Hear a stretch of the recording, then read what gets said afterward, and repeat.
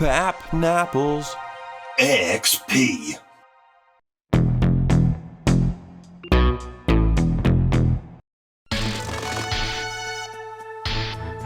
Hey guys, today I bring you my picks for the top 10 Creepypasta indie games. Unlike the popular genre of creepypastas being based on video games, this list is the opposite. The links to these free games will be in the description below, so sit back, relax, and let's begin. Mr. Mix is the story of an old typing game that contained hidden levels with disturbing images that would crash your computer, and was said to cause insanity. This indie game is fairly basic. You spell out each dark word on a set time limit to move to the next level. The further you progress, the louder and more grotesque the music becomes. It's a good representation of the pasta, but you be the judge on how creepy it really is. We've all heard of Suicide Mouse, and if by any chance you haven't, it's said to be a lost Mickey Mouse short by Walt Disney sometime in the 1930s. It presents Mickey walking down a street on a loop, eventually warping and distorting as a woman screams in the background. This game takes a lot of freedoms from the source material. You play as a pixelated Mickey walking from screen to screen and interacting with the spacebar. Now, the game is rather short and a bit cliche with its jump scares, but it still retains a good atmosphere.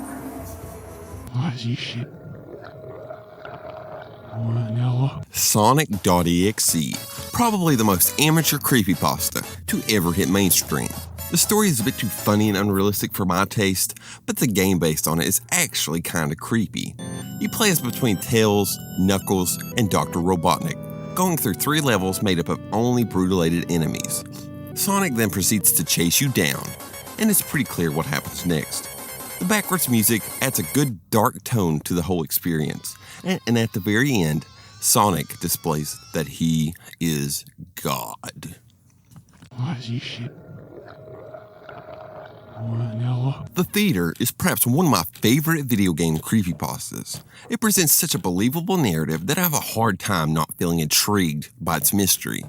The story is about an old PC game released around the same time as Doom, but was extremely hard to find. You play as an unknown person walking through a theater lobby, giving your ticket to the ticket taker. Supposedly, you were to play through each movie in the theater, but that never got added in, so you always loop back to the beginning. The strange part happens as you continue looping. The ticket taker begins to act very weirdly until he ultimately puts up a wall to stop you. This indie game is almost an exact replica of the pasta, and I highly suggest you check it out. Illusion Ghost Killer is, well, a Jeff the Killer game. I actually played this one on my channel a long time ago. The goal is to place 6 cameras around the area, and in your way every step of the way is Jeff, randomly teleporting right next to you. I don't quite understand why being recorded scares him. I guess he's just camera shy. The game is actually really hard, being that you can't take 2 steps without having Jeff up your ass. I guess why I put this on my list, because being chased just freaks me the out.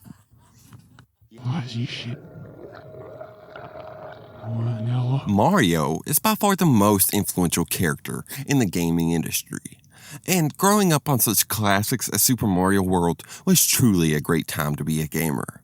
World is without a doubt the 3rd greatest game on the Super Nintendo. Yes, 3rd. Moving on, I present you now with a ROM hack, simply titled Mario. Starting the beginning level, you'll notice it's exactly like the original, only empty of enemies and text boxes that imply that you are the bad guy. As you continue playing, it will become creepier and creepier. You'll also notice that along with the ISP file, there's a text document. Once compiled, you'll be greeted by this. The Pokemon series at its roots are kids' games, but no Pokemon makes me question this more than Hypno. With its unusually dark appearances and Pokédex entries, it was only a matter of time before we got this.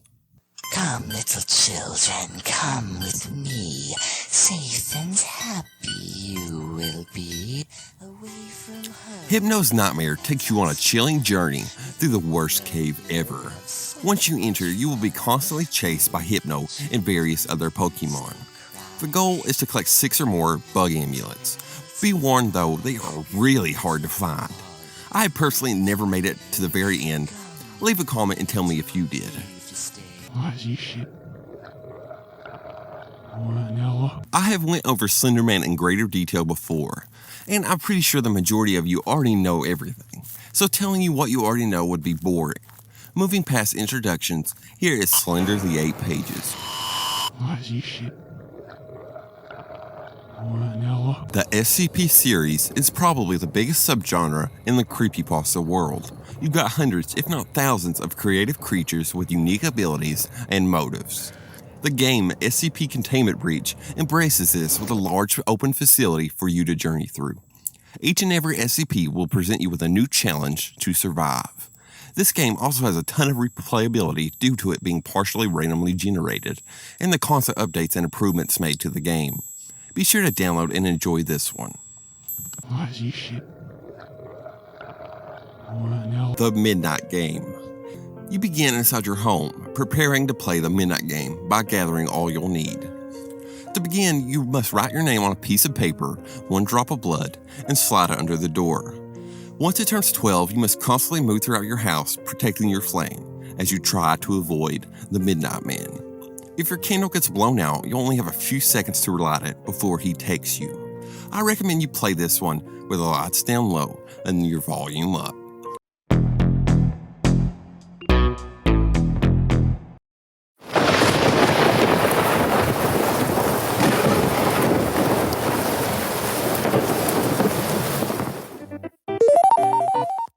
I love me some Yoshi's Island. Between the art style and the perfect level design, I just can't get enough of this game. Yoshi, you're my hero.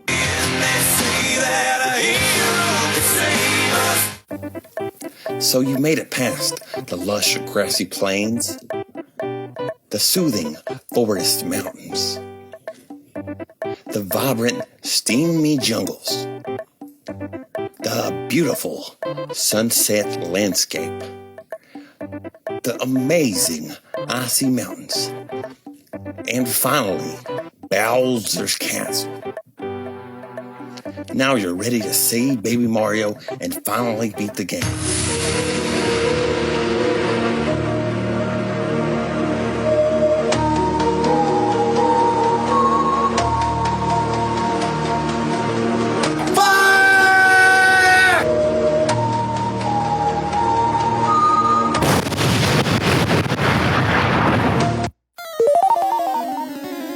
So you're 6 and shit.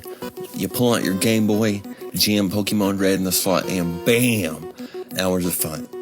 There's something special about Generation 1, how it captivated our young hearts. I mean, just look, you got Diglett, Jigglypuff, Porygon. The list just goes on. So you're exploring Kanto, racking up those badges, on your way to being the best there ever was. When, God damn it, I thought this was a kid's game. I mean, how did we go from this to this? Pokemon Lavender Town is definitely messed up. Just look, you got them Pokemon graves. Earthbound is just quirky. It's hard to really define the feelings it makes me feel. It's a rather weird RPG with surprisingly unique characters and locations. Ness, what a cool guy. Oh, yeah. Along with your companions, you venture through all the towns and strange areas.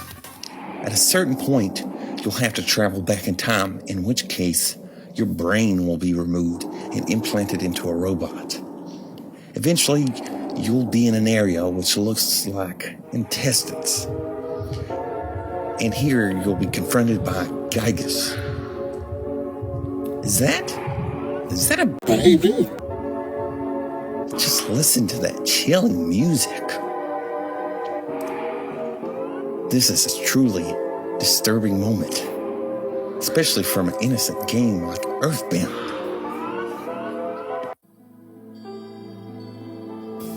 Dark Souls is one of my favorite games. Sure, it's hard, sure, it's a little frustrating, but if you're man enough, it's damn satisfying.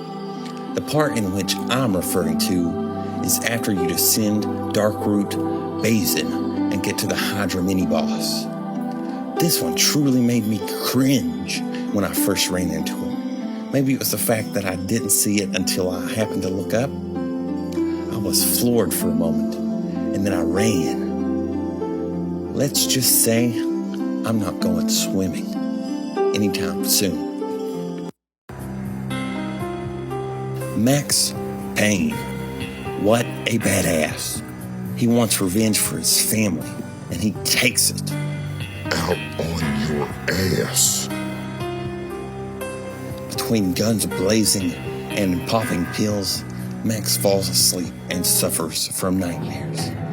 Eerie music and the screams of his lost loved ones follow him through winding halls and pitch blackness, where your only way out is by following a trail of blood. This was quite the change from the standard gameplay. I won't spoil the ending for you, but you really should play this game.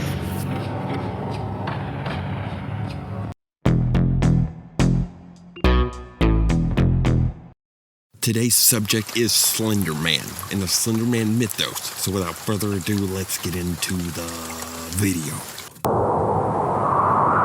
Slenderman is a well-known mythical creature synonymous with lost children. He is mostly seen being unusually tall, thin, and wearing a black suit. His tentacle-like arms can stretch to unnatural lengths, while his lack of a face stares deep into you. They say, if you enter his woods, you will not be able to leave. The more you run, the more he will teleport closer, and it's unknown what happens once he catches you. No one is sure of Slenderman's motives or how he selects his victims, but it's clear that his intent is truly sinister. The Slenderman mythos began on the Something Awful forums on June 10th, 2009, with a few pictures of a group of children playing around an ominous being who lurked in the shadows. Since its rise in popularity, loads of accounts popped up. It went so far that a timeline of historical sightings and stories were strung together to prove his existence. There have been many interpretations of the mythos, and his origins vary depending on who's writing it. A common theme is that no one truly knows where he came from or how he came to be. He has always been an inconsistent anomaly throughout time, and his presence will be unpredictable in the future. The lists of Slenderman-related or inspired games would be way too long to list in this video, so I'll only go over the best and most known ones. Beginning the list is the one that started it all, Slender, or to be later known, Slender the 8 Pages. Originally released in 2012 for Touch and PC, had you going around a set number of locations collecting Slender drawings as you avoid his direct sight. The more you obtain, the closer he got, until he ultimately catches you. Next is the official sequel, Slender the Arrival. The game had you doing similar things, but added new characters and a story. Although superior in production value to the first, it came away with mixed reviews. Some other notable games are Slender Rising, Haunt, Slender Anxiety, and Slender Woods, just to name a few. There were also a handful of film releases. None were too successful though, but I'll put them on here anyways. Always Watching, Slenderman 2013, Proxy, and so on. The Good. The Slenderman mythos, while not starting as a creepypasta, helped launch the format into its popularity, which gave way to some of the best stories we still love to this day. His strange appearance and vague intentions make him an interesting character to read into. Being that his common location is in a forest, it's easy to believably imagine you could actually encounter him. The Bad. Over the years, the Slenderman character has ascended into meme status and has overshadowed the story itself. While popularizing creepypastas, it simultaneously steals the spotlight from much better stories. While not 100% to blame, the Slender effect in gaming has had a huge negative impact on the indie horror community with the massive amount of copy and paste clones. At the end of the day, Slender is a cool story with a couple decent games, but ultimately was blown out of proportions. It's still a creepy experience though, so if you haven't already, give it a try.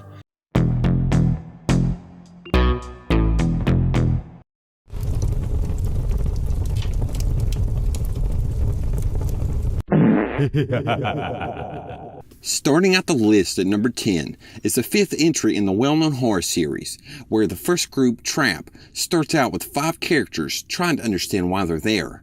But in Saw fashion, the trap begins and they fight for their lives, leaving the unlucky victim Ashley, who looks too hot to be a firefighter, to be decapitated on the mounted razor.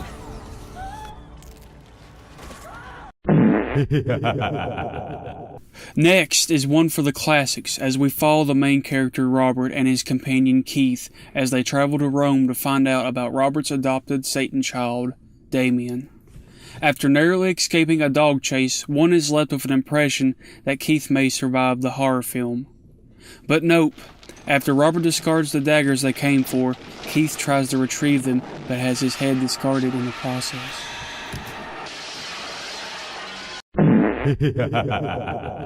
This scene from Tim Burton's adaptation of the creepy book, written by Washington Irving, shows Ichabod Crane confronting Magistrate Phillips about the town's secrets that haunt the inhabitants of Sleepy Hollow. But after he spills the bean about some of the townsfolk, the Headless Horseman shows up to collect. Crane witnesses as the horseman claims another victim, as the audience witnesses another awesome beheading in cinema.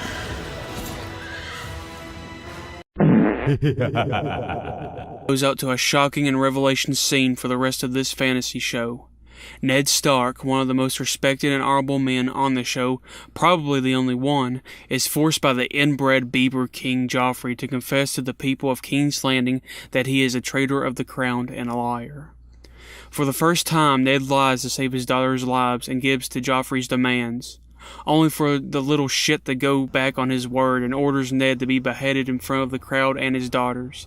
In the fatal frame, Sean Bean projects Ned's final moment brilliantly as he prays before the fateful swing of the sword, showing if to play the Game of Thrones, you can't be honorably good.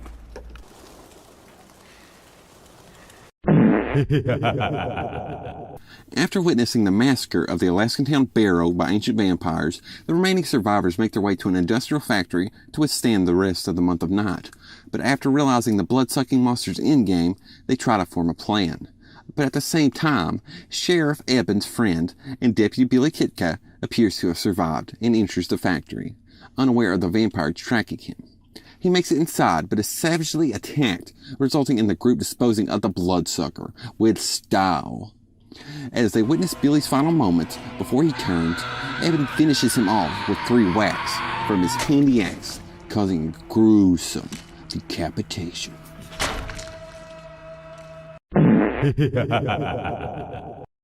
Next is the first installment in the crazy disaster movies caused by the hands of death.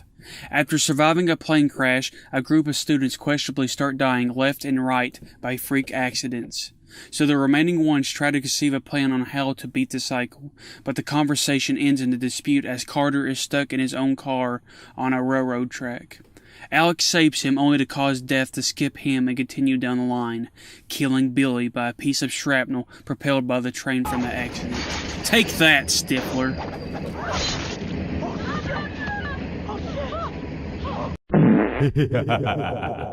In a time where immortals fight to distinguish themselves as the one, Connor McLeod is pitted against one of the most ruthless immortals of the sword play, the Kurgan.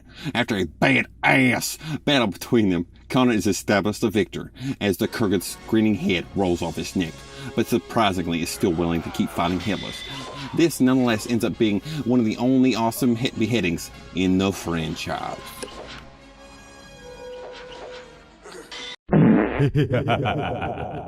a dramatized zombie series with questionable choices and stupid characters, but one character looked up as a messiah is now in the governor's clutches. To trade Herschel's life to Rick for the prison for sanctuary. Rick tries to reconcile with the one-eyed menace, but ends up angering him in the process, causing to swing fatally into Herschel's throat. Rick misses point blank as he shoots the character, which I'm still questioning since he doesn't miss that close in the show, ever. Herschel tries to crawl away and miss the battle, but the governor finishes him off with 2 more swings, leaving the audiences shocked and sulking. Liar.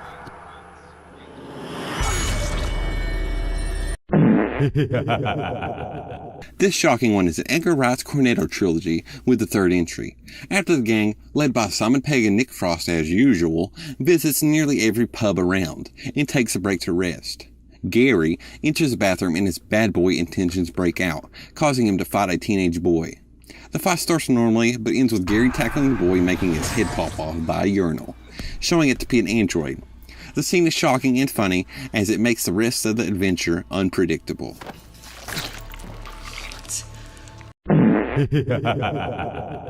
No low-budget horror film is beloved quite like Sam Raimi's Evil Dead series. The first film was a cult classic to many, and some would say it pioneered the cabin in the woods cliché in the horror genre. Despite its cheap effects, it was certainly gory for the time, and no scene represents this better than the burial of Ash's girlfriend Linda.